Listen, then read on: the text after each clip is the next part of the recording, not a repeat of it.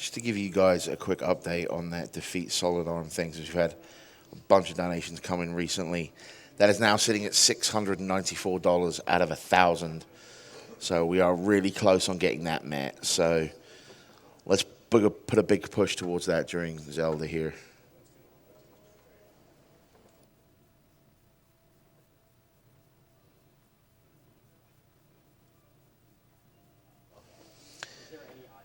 See, it's beginning. We have $5 from George Wild, who says, I was going to watch this Zelda gameplay online, but I couldn't find the link.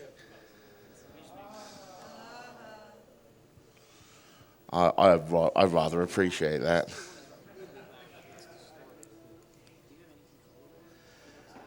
$50 from Black Diamond that says, greetings from Germany and Austria from my hubby and me. Awesome event, awesome people. Hugs to every runner and all the people who are working hard, realizing such an amazing event. Thank you, Black Diamond. That is just what we need to hear at this time in the morning over here.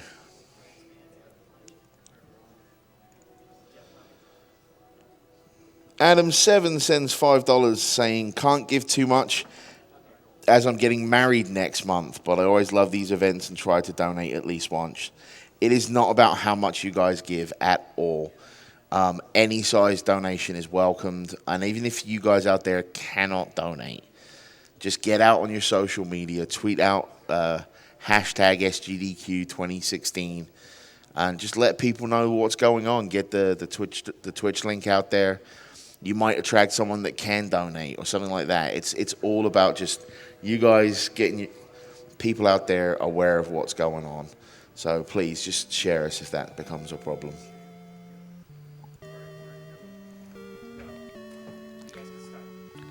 So I believe we're live. The man on the left, the camera's right, is ProJN. The man on the right, the camera's left, is Simpol. I'm Air72. I'm Pres J. Polk. I'm Opus 614. I'm Scavenger 216. This is Zelda 2. Yeah.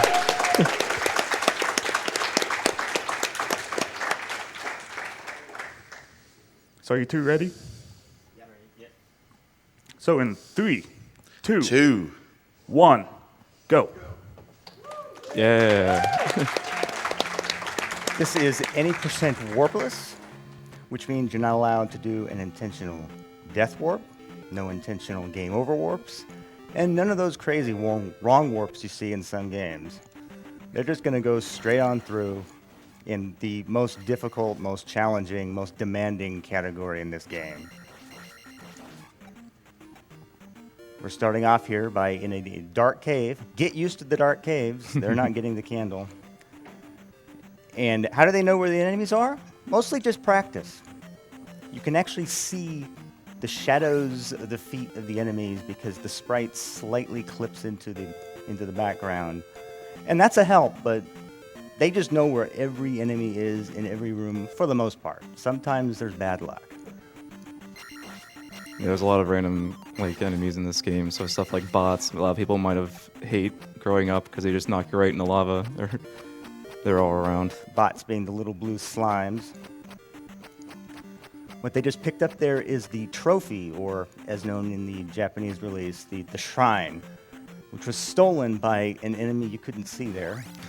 By returning it to Ruto Town, they will pick up the jump spell, which is one spell they have to get. Well, in theory, you can skip it, but the only time it's been done by a live runner was by ProJN. It took a crooked cart and several hours. Yeah. So this would be a good time if we have any donations while we're in these towns. Yeah, I've got a very quick one here from Bruno, who sends $50 and says, been loving all of the streams, loving the Star Fox run, and excited to see the Elder Scrolls and Crypt of the Necro Dancer later on. Keep up the good work, runners. Thank you very much, Bruno.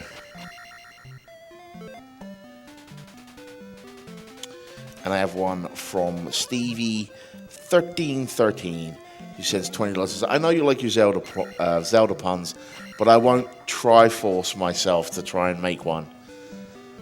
Boo.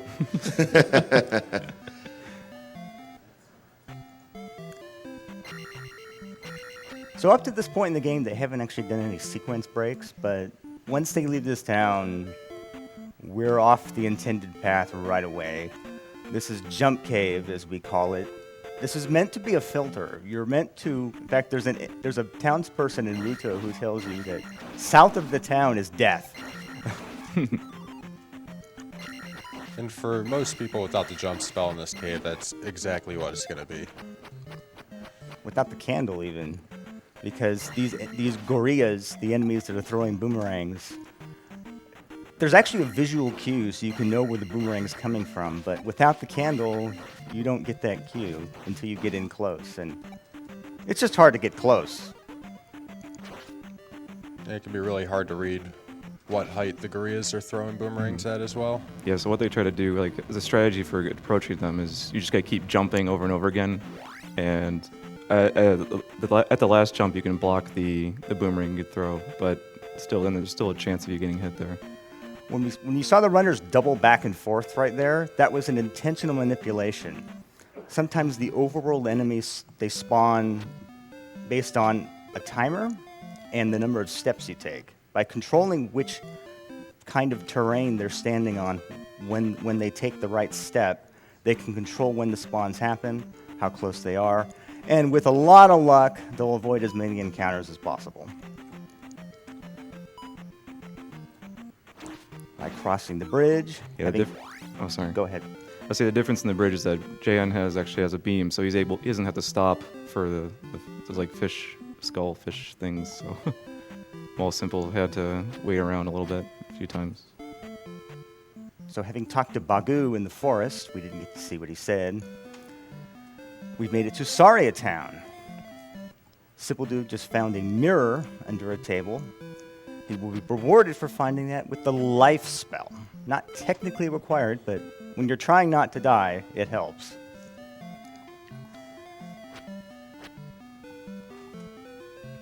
Yep, and that house is also one of the only 2 times in the Zelda universe where Link actually talks. Unfortunately, both times he's talking to himself. He's got some mental problems, maybe. That's right. When he finds the mirror, the text box they skip says, "I found a mirror." Under the table. That's where I keep my mirror. Yeah, coming up is everyone's favorite part. Good old Death Mountain. It's gonna be in complete darkness. It's gonna be a good time. Most players, when they play this game casually, they're going to have about like Attack 4, Life 6, Magic 3, when they get to Death Mountain, and still have trouble getting through without a game over. These runners have the bare minimum levels. They have nothing extra, no shield spell, and they're going to do it in the dark. And I expect neither of them to have any trouble. So here we go.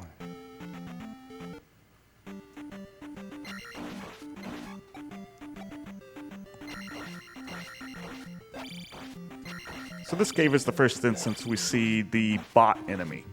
It is those little blue blobs that, well, you can't tell that they're blue in the dark, but they're probably the most random enemy in the game. Extremely hard to find and see in the dark, so you could really trip up our runners here, especially with Life 1. To go over the HUD, in the upper left-hand corner, you see a sword with a number beside it. That is their attack level.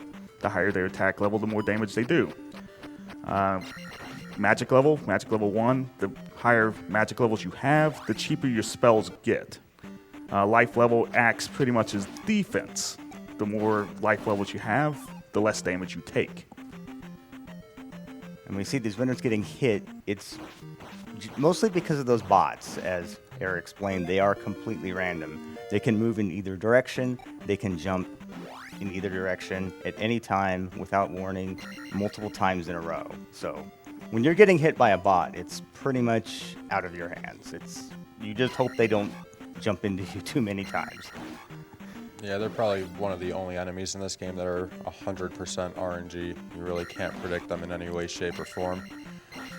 It's true, because like these larger enemies are actually easier to fight because they're highly manipulable. They generally read your inputs, which sounds like cheating, except because you're controlling the inputs, you control what they do. and you can have a much easier time in taking them out. We're still very even right here. Simpol Dude with a very small lead, but there's some random elements coming up that will determine who's actually ahead. So you may notice that you can actually see one of the enemies in Death Mountain. Orange color palette enemies you can actually see in the dark. We don't know why. It's because of the magic container and the trophy. You're intended to see those in the dark, so they made that one orange color visible. Because they never expected you could ever possibly get this far in the game without the candle yet. So they just said, forget it. You can see him. No one will ever notice. So we're actually through Death Mountain now and into the Hammer Cave. Go ahead. So you didn't see it, but let's go over the drops. Every 6 enemies of a group you kill will drop either a magical jar or a points bag or P bag. The small group is basically any enemy that gives less than 30 experience points. And they have a 7/8 chance to drop a blue jar, which restores 1 bar of magic, or a 1/8 chance to drop a 50-point P bag. The item that the runners are most concerned about is the Big 6, which is any enemy that gives more than 30 experience. And they have a 50-50 shot of dropping a red jar, which restores all magic, or a 200-point P bag. The runners want at least 1 200-point P bag. Both of them got a red jar on their first drop. This is the opportunity for the second one. So Simpol Dude got a red jar, and ProJN got a P bag. So Simpol Dude, unfortunately, is going to lose about a minute as he has to find a way to recover here. ProJN is right on pace, and even though it looks like he's slightly behind right now, he's actually a fair bit ahead because his experience points are right on track.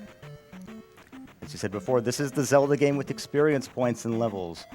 And in any percent warpless, the experience points are carefully choreographed for pretty much the entire run, controlling what levels the runners take, when they get them, particularly for magic, because when you're not allowed to take any intentional deaths, mostly your only way to get a guaranteed magic fill-up is to take a magic level. So they need to control exactly when those happen, while making sure they have enough attack levels to continue to kill enemies quickly. One advantage of leveling up is that when you level up a particular stat, you get a free refill in that stat. So if they level up magic, they get a free magic refill. If they level up life, they get a free life refill. If you get an attack level, congratulations, you kill enemies faster. We're actually be using that ability to refill our bars really a lot in this run, just because the magic we're going to be using later is the fairy spell, and that we're going to abuse that spell to go through doors that would require keys. That's right. That's why the runners have made this crazy dash into Death Mountain as soon as possible, because they're doing everything they can to get the fairy spell as soon as possible.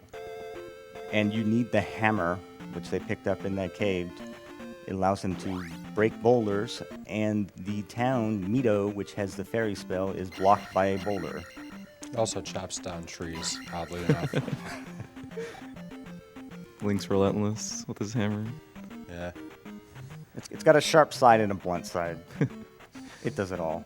Yeah, we just saw them skip a few guys. They want to kill enemies on certain points in the run here, just so they can get drops at wherever they want. So they're keeping in mind the 6 count, and they're gonna continue killing guys in certain points, just to probably get a magic refill here and there, and to so they can make sure they can be able to skip through doors and stuff. So we'll see that later on. Simpol Dude wandering into the graveyard there is intentional because he didn't get any luck with the experience point drop. He's having to kill a couple extra enemies to get the experience he needs just to continue on the route, which unfortunately messes up his big 6 drop counter. So he's going to have to find some enemies to skip later to get back on track. He's just in recovery mode right now. Fortunately, this happened to him last night, so he knows what he needs to do. But, he's scrambling here. Can I cut in with a very quick announcement? Sure. I just want to let everybody know that the defeat solid arm incentive has now been met. So Puexel's run is much, much harder on him. So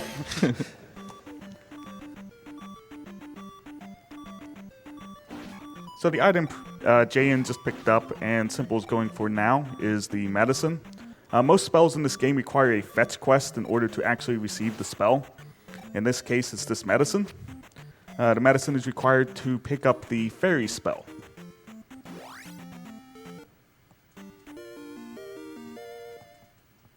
We see the runners picking up one-ups. They don't intend to die, but there's a lot that can go wrong. A lot of enemies can give them just completely random trouble, so they're just making sure that they can finish.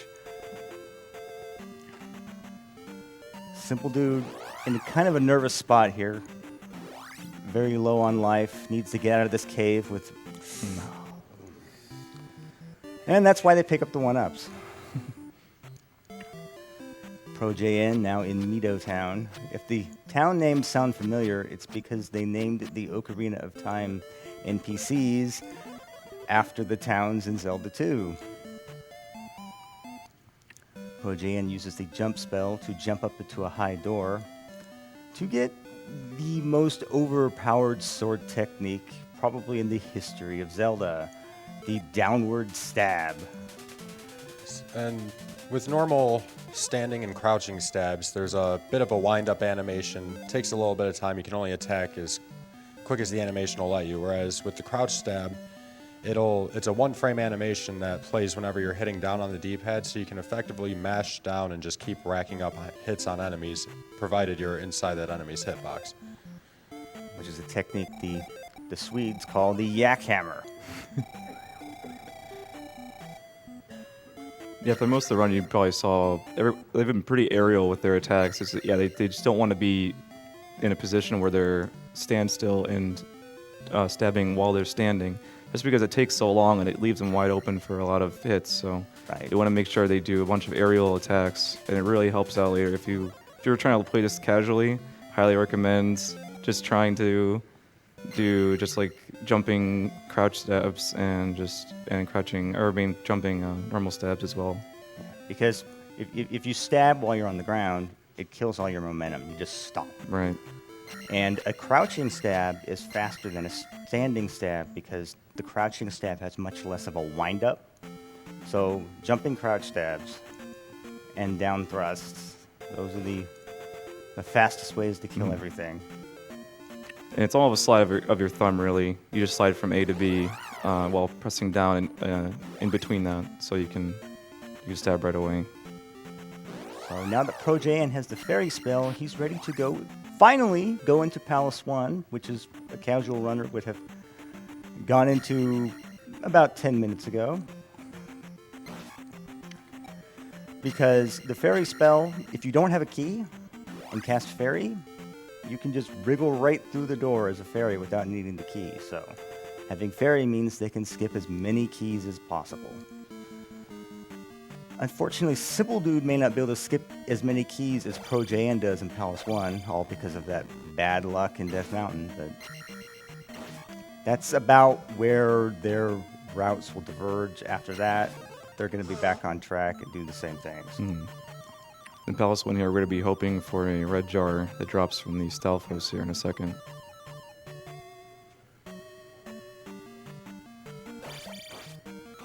Oh, so yeah, JN just got a P-bag actually from that Stalfos, so he had to take Magic 2 right now just so he could cast Fairy later on in the dungeon.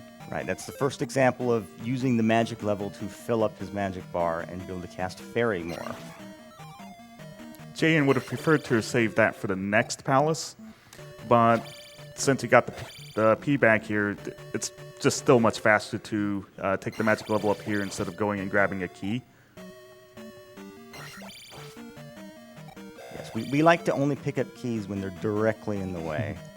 Going out of the way for the keys, that's not fast.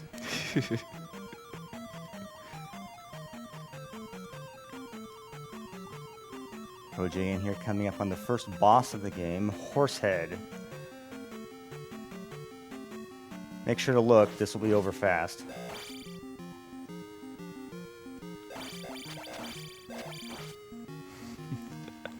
Horsehead tried to prolong it by hiding off screen, but you can only hide so long, buddy.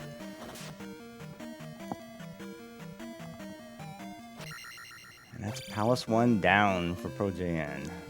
And now, this game has a built-in function where when you finish a dungeon, it refills your experience to the point where you get to your next level up. So they're setting it up so that their attack stat is always their next level up. So that way they're getting many more experience points out of the dungeons than was probably originally intended by the developers. Yeah. So a lot of the speedruns, they actually have to use that same idea to as many like attack power-ups as possible. But here we're not going to be using that as much. We're going to be doing a different leveling than what you would do for like all keys. And for this one, we're going to be trying to... It'll be even out eventually. Like, it'll be around 6/6 and 6... Like the 6 attack, 6 magic, and 6 life. And unfortunately, later on. Simpol was 11 experience points short of where he needed to be. So he had to backtrack to kill a bubble. And bubbles actually have the most health of any enemy in the game. And again, this is entirely because he got the bad luck in Death Mountain. He had 2 opportunities for a 200-point bag, got neither of them, and he's just doing what he can to get back on track. He's on track now. He's going to be able to follow the normal route from here on, but the damage has been done. Mm-hmm. However, the game can control ProJN later. It's definitely not over as a race. And a quick kill from Simpol Dude. Very nice. Yeah, a lot of the time loss actually in this game is like all overworld stuff. So JN's in a pretty scary part of the run right here. Those bots can just decide to jump and toss you into the lava. This category is normally done deathless, so that's a giant run killer. Because ProJN, you can normally cast the Fairy spell as a save, but because you don't have any magic to spare in this route, that's not really an option in Warpless, so you just have to stab and hope.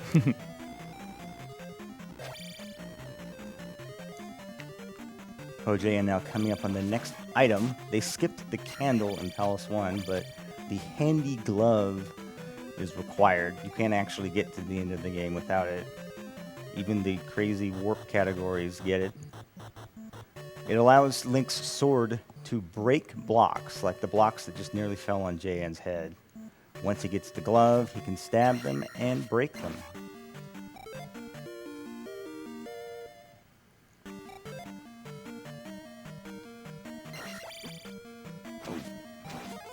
Taking a hit, but we're through.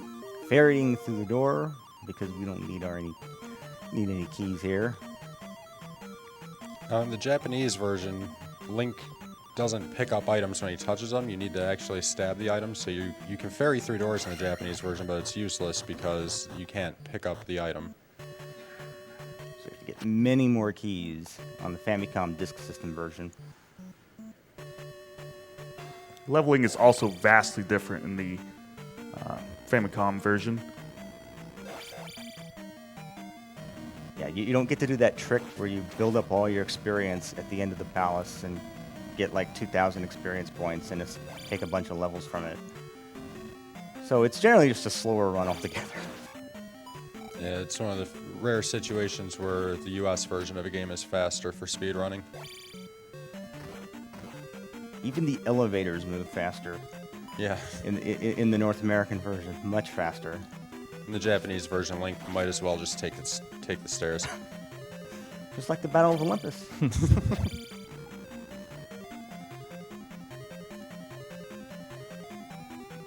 Simpol Dude coming up on the handy glove. ProJN making his way to the boss of Palace 2. Having to take a slight detour to dig for a hidden red jar, since he had to take Magic 2 in Palace 1, he didn't get the level up here after the handy glove, so lost a few seconds there. But Right now he can afford it. It's almost unfair that the speedrunners who need the least help getting through the game also know where all those hidden red jars are to take those free fill-ups. I think many of us as children would have loved to have known where those jars were. So we're coming up on Helmet Head here. As you attack him, his helmets come off and eventually shows his bare head, which you are able to attack. His helmets also fly around the room and shoot fireballs at you, which we didn't get to see because JN pretty much insta-killed him. Yeah, just put on a clinic on the quick kill of that boss. Very well done. And Palace 2 down.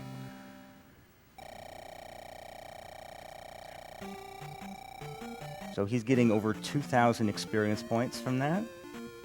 His leveling, his experience is right on track.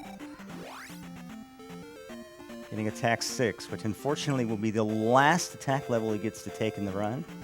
Speedrunners prefer to ramp it all the way up to attack 8, but because of all the ferrying required in the run, it's just not an option. They need to ramp the magic levels starting now. Right. In other categories, you want it to be as high as possible, but in any percent, you only go up to attack 2.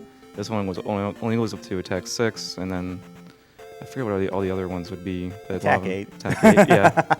You take attack 8, I think, in literally every other category. Right. Because killing enemies faster is the essence of a Zelda 2 speedrun here.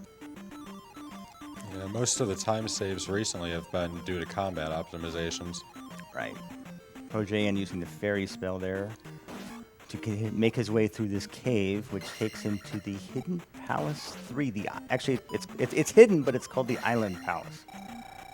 Palace 4, which is on an island, is called the Maze Palace. I feel like they reversed those, but they called them what they called them. Palace 3 was probably the first difficult to find palace in a casual playthrough of this game because you had to go all the way back to Ruto Town to talk to Error, who gives you the clue on where to find it. Yes, it wasn't just a guidebook. You actually had a hint in town on exactly where to go to find that hidden pit to find Palace 3. That was a really clean kill from Simpol there on Helmet Head. Good play all around by both runners. Just the entire gap between them has been determined by luck at this point.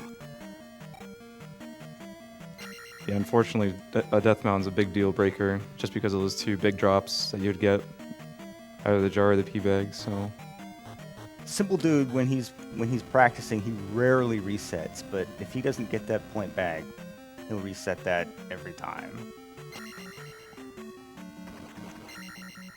See, the key ProJN picked up, that's on the way. We'll get that key, that's fine. But we're too lazy to get keys that are much more out of the way than that.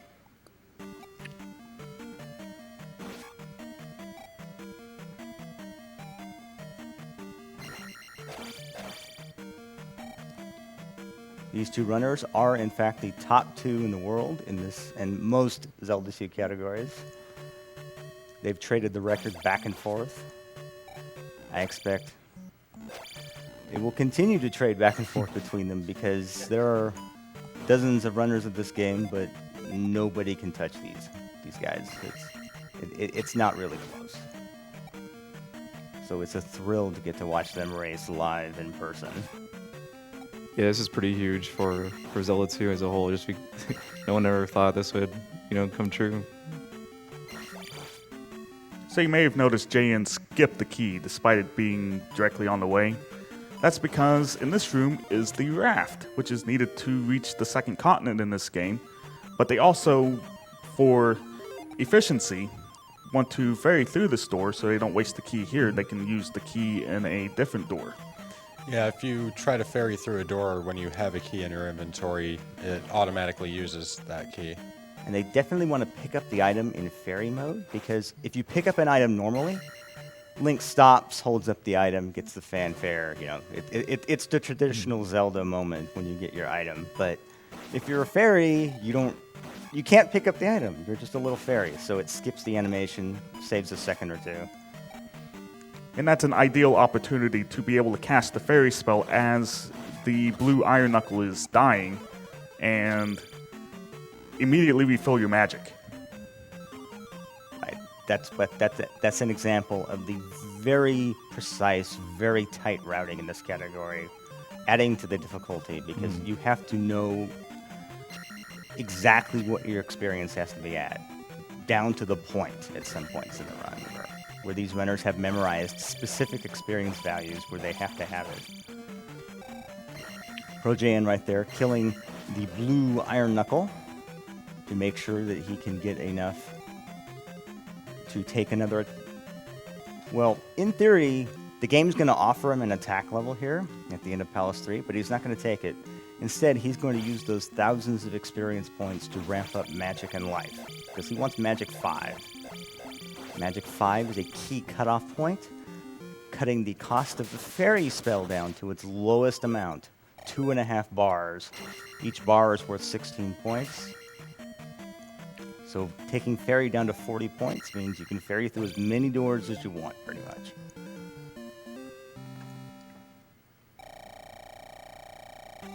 And JN successfully got the standard Reenact boss strat. Basically, there's a very specific spot you can stand in order for him to ride past you to the edge of the screen. You can then dismount him at the edge of the screen and basically just sit on his head until he dies.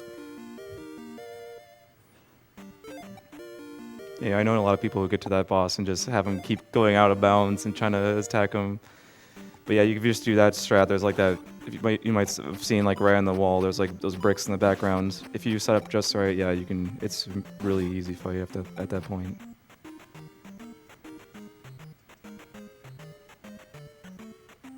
So we'll do getting the red jars that are handy. Unfortunately, he didn't get the drop in Death Mountain, but he's soldiering along, hoping the luck evens out over the course of the run here. As ProJN ducks into King's Tomb in order to reset the encounter timers so he can get through to the raft spot to go into the Eastern Continent, where the rest of the game will be. I also believe that Simpol has fixed his drop counts. The runners want to have the big 6 drop count happen at very specific times. Because those red jar drops, giving those magic refills are crucial. They're not guaranteed, but they save a lot of time when you can get them. Because it's that 50-50 chance. Though, when you're running it, it doesn't feel like 50-50. Simpol did a more difficult strategy there for Rebo. By like staying really close to the Rebo's entrance, you can basically just downstab once he flies right through and knock him off the horse and everything. But that's much more dangerous than what Jan did. Jan did a much more, like a pretty safe strat there. Yeah, the kill Simpol Dude used is fairly standard if you have attack 8. Doing it at attack 6 is dangerous because you can just end up landing on Reenact, the boss there, and just take a lot of damage. ProJN went to Maze Island there and saved a kidnapped child. He will then run this child across the continent to the town of Darunia, where he will get the required Reflect spell. And this is just a lot of walking right now, so this would be an excellent time for some donations. Oh yes, I've got quite a few that have backed up here. I have a $10 donation from Zmick, who says, Zmick Trick is now hosting Simpol Dude for 0 viewers. Man, I've been looking forward to this. Best racers ever, best couchers ever. Those who don't follow Zelda 2, they just don't know, man. They just don't know. I have a $50 donation from Saturn Nuhaki. It says, I found this purple rupee in a pot that was laying around. Figured you guys could use it since it appears you traded your rupees for experience. Kit Kat sends us $50 and says, I have a certification exam on Monday and SGDQ has helped keep me sane while studying all week. Thank you for being my good luck charm and wish me luck. Oh, and kill those animals. Good luck, runners. I have a $150 donation from Tertiary Lanes 162 who says, good morning all. Because this has been on our TV all week, our 2-year-old was running around this house this morning yelling, Doom! I am so sorry for that. Put half his donation towards the Illusion of Gaia incentive and the other half towards the Skyrim 2 Worlds bonus run. Thank you for all you are doing. Comic Cosmikaze then sends $10 and says, third donation to the marathon. Sadly, I can't watch due to work, but I had to donate for a chance of the sweet loot. OBT Pew Pew says $50 and says, so I was playing Zelda the other day and I forgot how to throw a boomerang. Oh wait, it just came back to me. Nice. At least that was a good one. Who applauded that? And I have, where did it go? Here we go. Bad Breaks sends $5 and says, JN and Simpol Dude, Clash of the Titans. Indeed. May the red jars be with you both and good luck. Kill Dark Link and the animals. Also, what do you think of old shrimps? What's up, BB? And we've been having a lot of love from Australian viewers. So, Showstealer1829 sends $10 and says, greeting from Australia. Having a lot of fun watching all the awesome games and awesome streamers. How can I pass up the chance to add $10 to the Whole New World duet? Answer, I can't. Keep up the great work.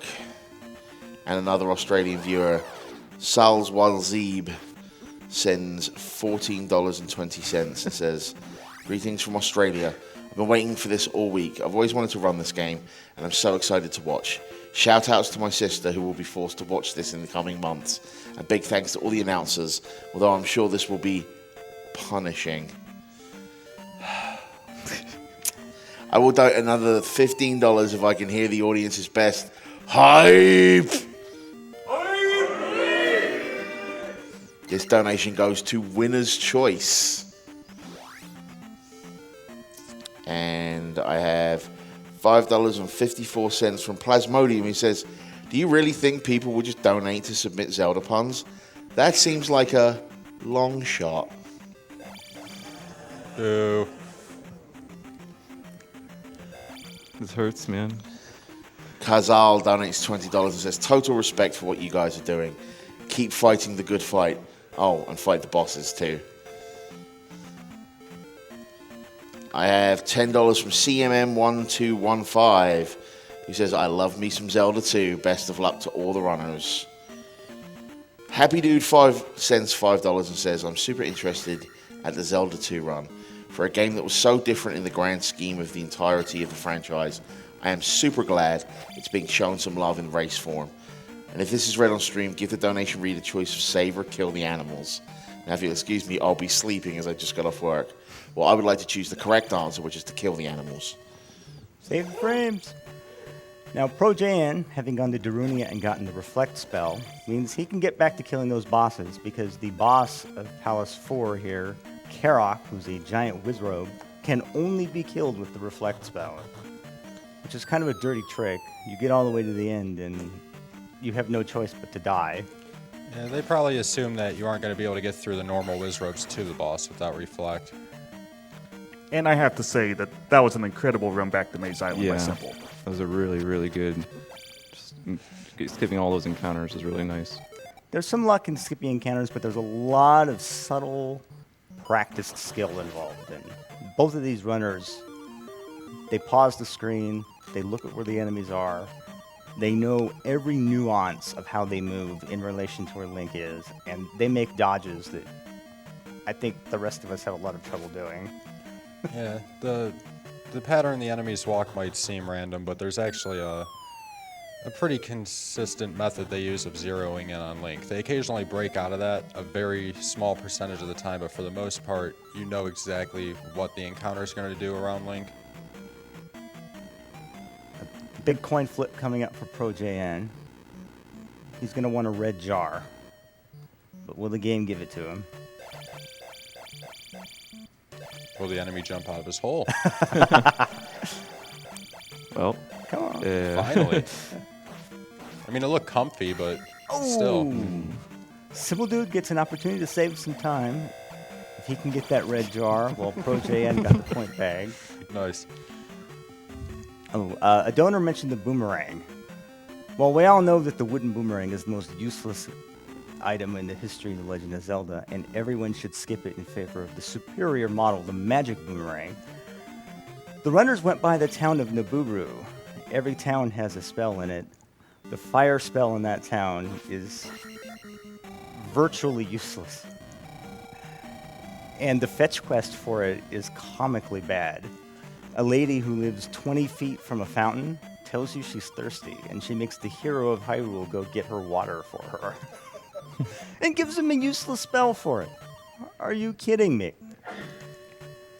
Simpol Dude picking up the boots, which let Link walk on water. They're basically the equivalent of the ladder from the first game. You guys might have seen that Jan got that level up as soon as he casted Fairy, he went through that door. Like perfect timing.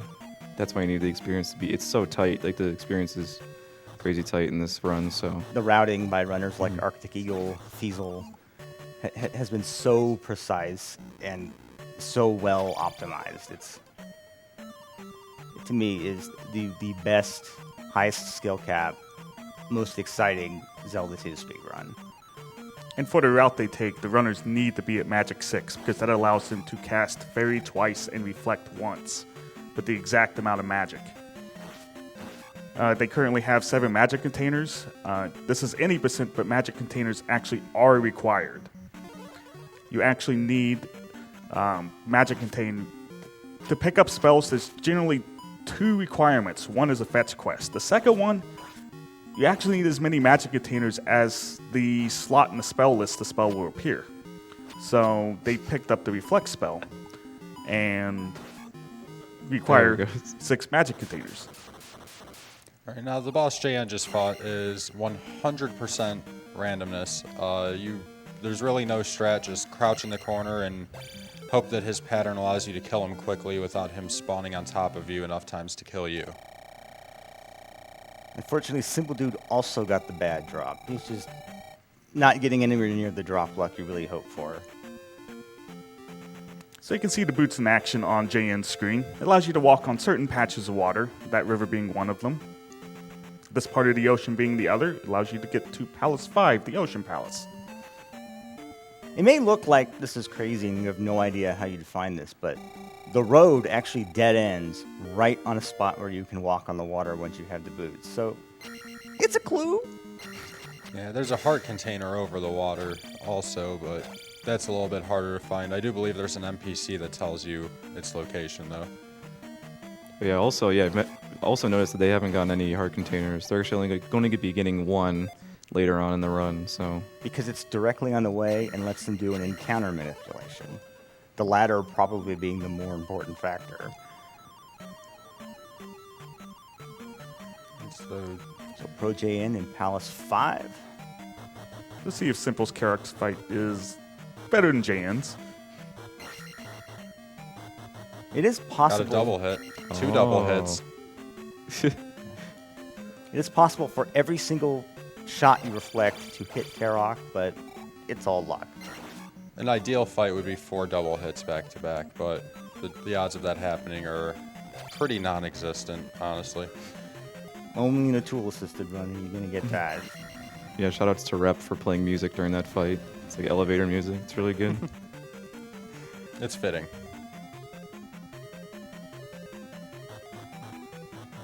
See, Pro JN there's a key right there. We don't need it.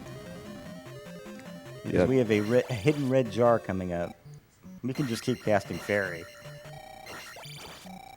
Yeah, and that key is actually pretty slow to grab. You have to, even if you cast jump so you can jump higher, you still have to wait for the block RNG to line up to where it gives you a stack tall enough to jump off of to grab the key. While hoping a block doesn't fall on your head Yeah. when you jump. That's a room that kills runs in other categories just because the blocks will not drop in a way that allows you to grab the key quickly. Pro JN screen. Here's a classic example of where attack 6 just makes the game harder. Because with attack 8, that red iron knuckle would have died in one shot. He could have just cleanly jumped, killed him as he landed, and had no trouble. But because he took 2 hits to kill, And for reference, Attack 6, Link's hits do 12 damage. At Attack 8, they do 24. I honestly didn't realize it was double damage from 6 to 8. No wonder we love it so much. In this palace, we want to avoid a lot of enemies. There's a lot of guys that just appear that shoot fire at you, but we don't want to actually kill those guys. Yeah, the Mongos, as those orange disappearing guys are called, they're very nasty. They can appear in a way such that as you bypass them, they'll turn around and fire at your back, and there's only so much you can do about that.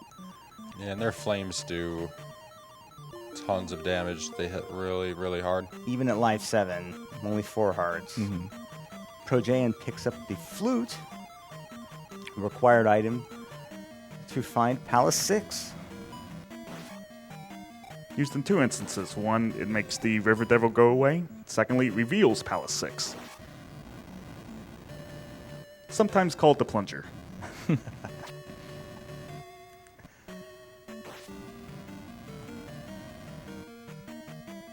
This is actually the most maze-like of the palaces apart from the end of the game.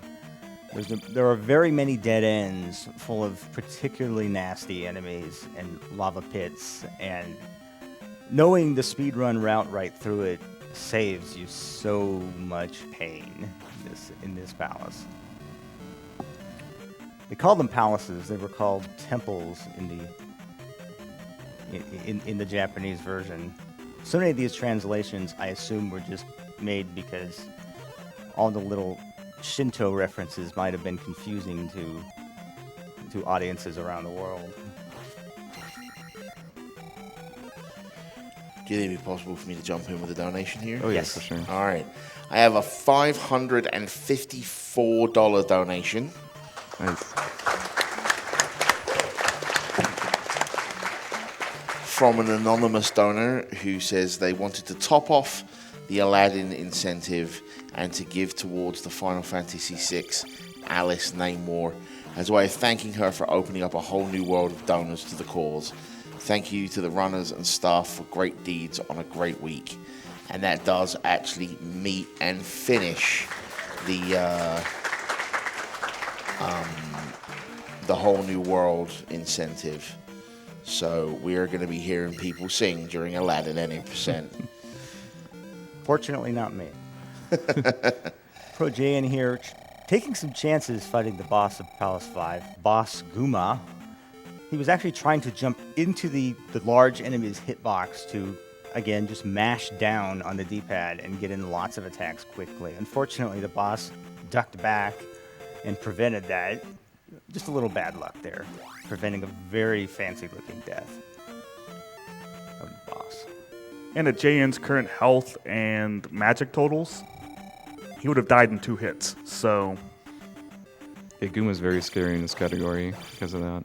Yeah, it's like a truck. So going for that quick jackhammer kill is incredibly risky because once he took the first hit, he had to do the rest of the fight without taking a hit from that giant mace. So unfortunately, JN went for an encounter skip and missed it. We haven't really gone over those yet, so there are forced encounter tiles on the world map. That JN just entered one of them. If you get a random encounter on most forced encounter tiles, you'll actually go into the random encounter instead, which are usually both faster and easier. Yeah, the only time the random encounter won't override a forced area is like caves, towns, and palace entries. And bridges. And bridges, yeah. Yeah, it was a clean fight by Simpol there. Yeah, he didn't go for the tricky kill, but he was very efficient with the standard kill. No complaints about a kill like that. Yeah, especially when the jackhammer's so risky in a category like this. Because again, when these runners do this for world record attempts, it's strictly deathless. One death is reset, we're starting over. Simple Dude trying for the encounter skip coming up. Duck into the cave to reset the encounter timers. And he doesn't get the pattern. As Projaean is in the hidden town of New Kasuto. Had to use the hammer to chop down a tree to reveal the town. There are actually 3 things you can get in this town. The final magic container, the spell called Spell, and the magic key. We're skipping 2 of those things and just getting the magic container. The other 2 are technically optional, but skipping them makes the game much more difficult. Yeah, in Palace 6, they don't give you any keys with the exception of boss and mini-boss kills. And they put a door right at the start of the palace as a way of trying to deter you from being able to enter without the magical key, but just ferrying through that door, there's really not any more locked doors in Palace 6 that you have to worry about. Yeah, they will be picking up Magic 7 just at the right time, and the doors will be no problem at all. All that hard work setting up the experience pays off in Palace 6. Great encounter dodges from Pro JN. When you're in the forest, those overworld encounters spawn much closer to you than in other terrain like grassland or deserts. So getting by those encounters takes a lot of work. Grasslands, desert, and swamp, the encounters spawn far away. Forest, lava, and graveyard, they spawn very close. And in fact, on those tougher terrains, they spawn more quickly too. They'll reappear sooner. So it's punishing in 2 different ways. They really wanted to make sure you stuck to the roads as much as possible. So normally encounters spawn after 3 seconds initially, and then every 8 seconds afterwards if you're on a tile that can spawn encounters. They also spawn every 16 steps except in the northwest part of Hyrule, which is where you start, and in the very southeast portion, which is the Valley of Death. Which is the run up to endgame. We'll be explaining the Valley of Death right after Palace 6 here. Pro JN making his way through. The item in Palace 6 is the Magic Cross, which allows you to see some enemies that would normally be invisible. They're both going to be skipping that item, which means they're going to have to go through the end game not being able to see some of the flying enemies. It turns out if you don't have the candle, the cross doesn't actually do much good, Yeah. because the rooms are generally dark anyway, so the cross is completely useless for these runners.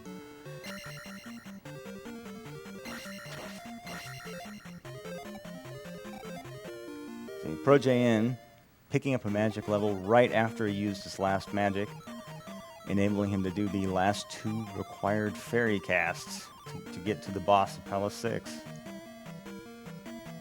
This boss fight's going to be a big deal because we had that donor asking for a 1-cycle Barba fight, which at attack 6 is rough. But Yeah, it's really hard.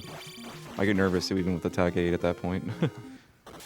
because with attack 6, the only way, and we'll see the boss shortly, the only way to kill him is to get on top of him and mash down. And the boss is coming out of a pit of lava, as we will see. So I'm explaining it now because if Pro JN does it, it's going to be over before I have a chance to explain. You can manipulate the next boss if you do not stop at all after you enter the boss room, which is the next room JN is going to enter. He will always spawn on the right side. So let's see. He just cast jump. He's going to go for it. It looks like.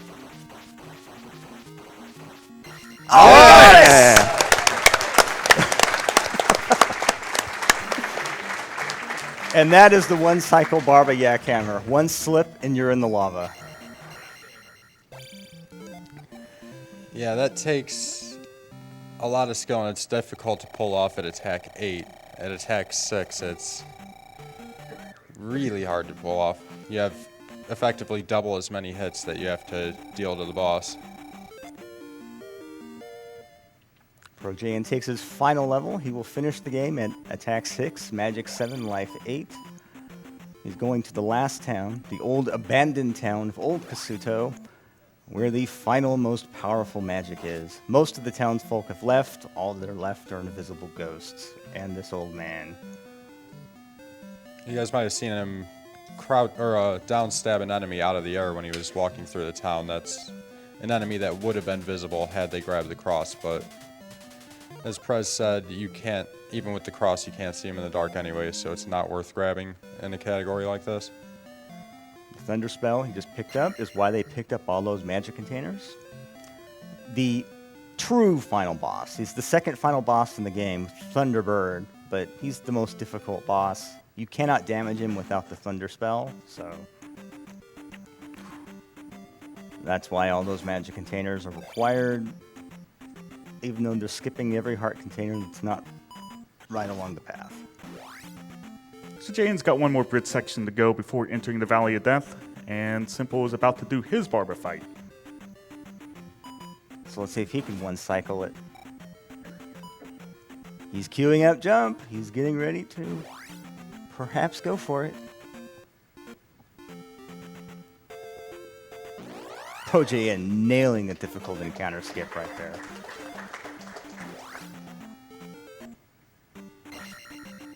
Yes!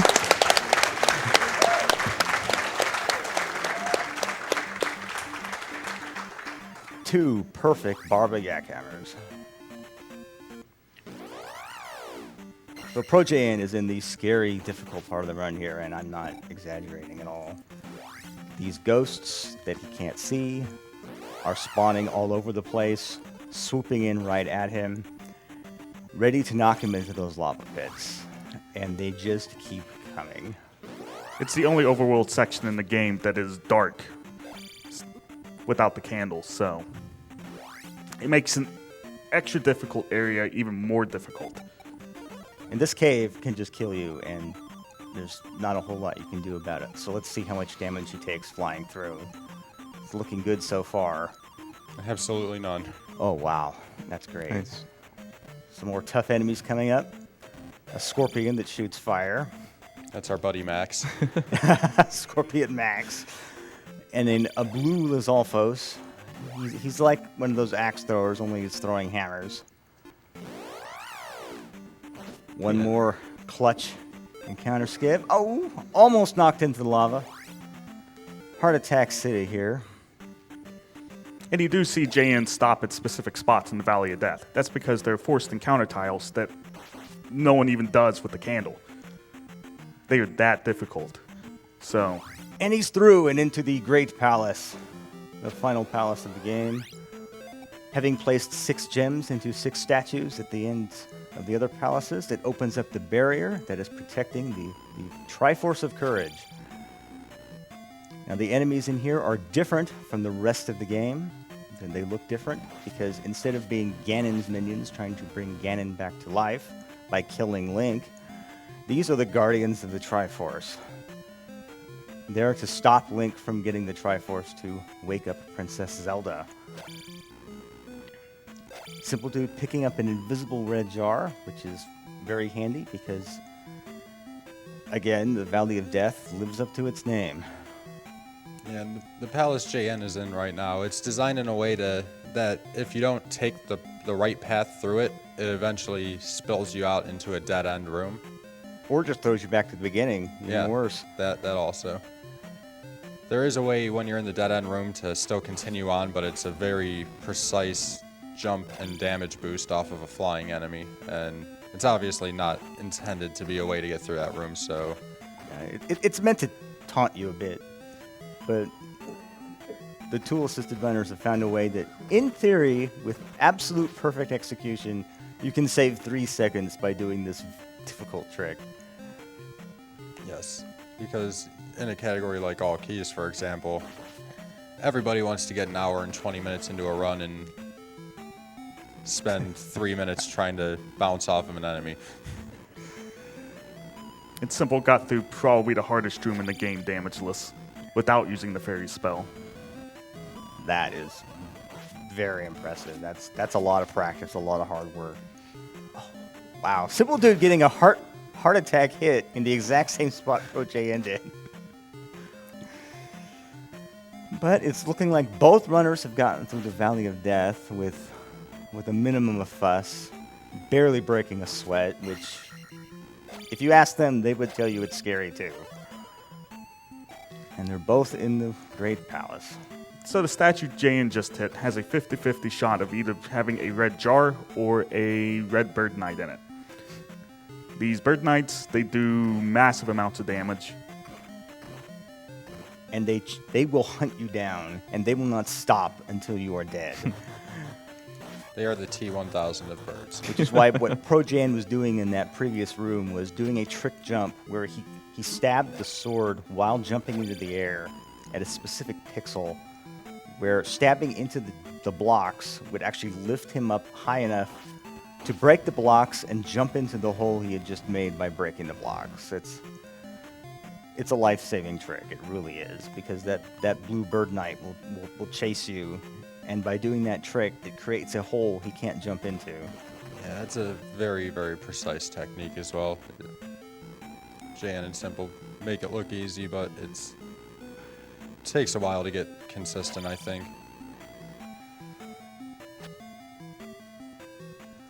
And the enemy placement, the level design in this game is fantastic.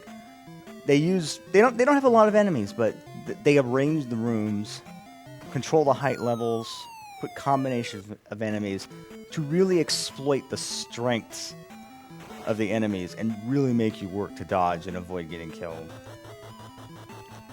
Pro JN here getting very near the final bosses, falling through that narrow pit in the middle of a field of lava. Coming up on the true final boss, the second last boss in the game, Thunderbird. Most runners in most categories will want to cast spells like Shield and Reflect here, but nope. He's just going to cast Jump, get right in his face, and The whole reason for grabbing the Thunder spell is you need it to make this boss vulnerable. right. His head is shielded until you cast that spell, which is why he changed from red to blue. Clean Thunderbird fight. Once that boss hits 50% health, it starts throwing out its fireballs at an accelerated rate and just starts flooding the screen. It becomes really tricky to dodge that boss's attacks once it hits half health. If you don't move back and forth in a specific way to manipulate his movement, you can get into unwinnable locations fast. Yeah. And now, the true test of character to see if Link is ready for the Triforce. His own shadow, Dark Link. He takes the same number of hits, no matter what your attack level. And time!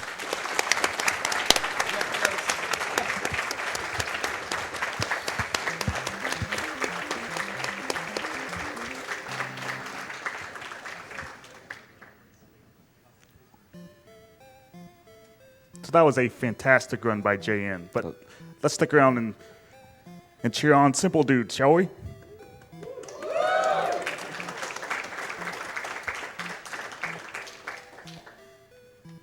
Now, the majority of the time discrepancy between these two right now is purely luck. I Yeah. mean, Simpol took a really hard hit by not getting the drop he needed in Death Mountain.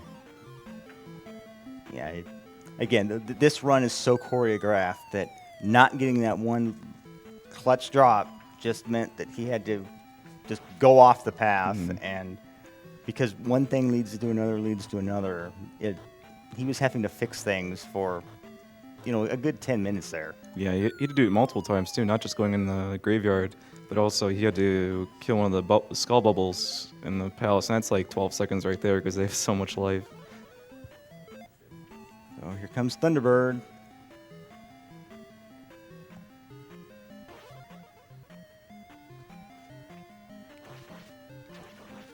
Five hits right at the start. Wow. Very well done. Yeah, sometimes you can hit his hitbox in a way or spin while hitting him in a certain way to where it registers 2 hits. Notice how much damage he took from one fireball. It is actually possible to one-cycle this boss to kill him before he comes all the way down on the screen and goes back up again, but it requires some luck and some D-pad wiggling. And the boss gets harder at half health because he shoots twice as many fireballs at half health. And the fireballs are random, so it's horrible. And again, these guys have half the attack power that you would like to have for Thunderbird.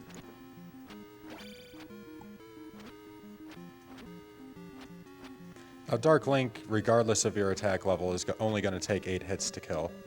The amount of damage he does to you changes based on your life level, but the damage he takes from your sword is consistent amongst all 8 of your levels. Ouch.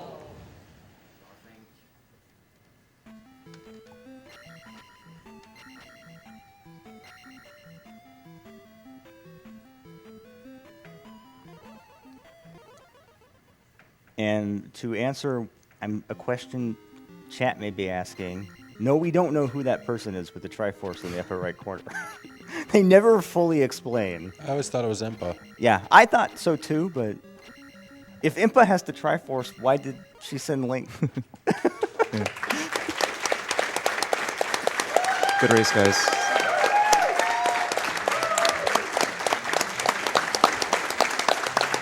All right, so Pro JN, your time was 59:46. Sub 60, And man. Nice. Simpol, yours was 1 hour, 2 minutes, and 48 seconds. Guys, let's hear it once more for the races and for the awesome couch commentators.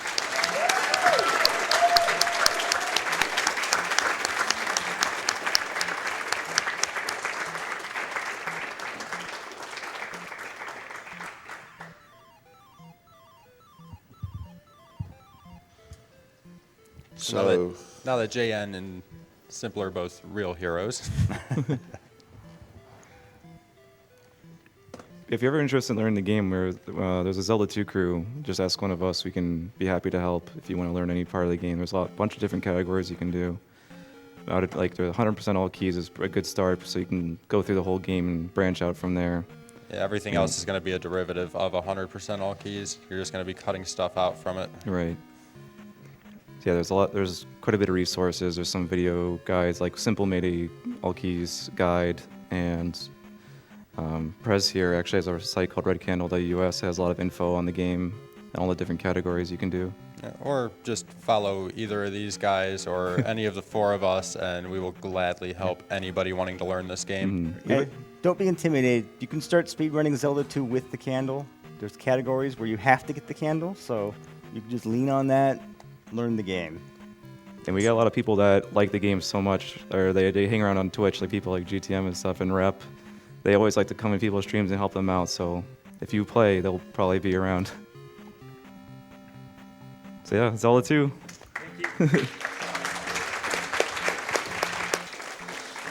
thank you so much, guys. All right, for those of you just joining us, we are Summer Games Done Quick 2016, and we are once again sponsored by Twitch. I am going to rattle through a bunch of donations we got in during that game because the commentary was so good I didn't have time to get a word in everybody's, really. So $10 from Biospark45, who says, looking forward to GDQ all year. Second time watching. Good luck to all runners. Thanks for all the wonderful work you do.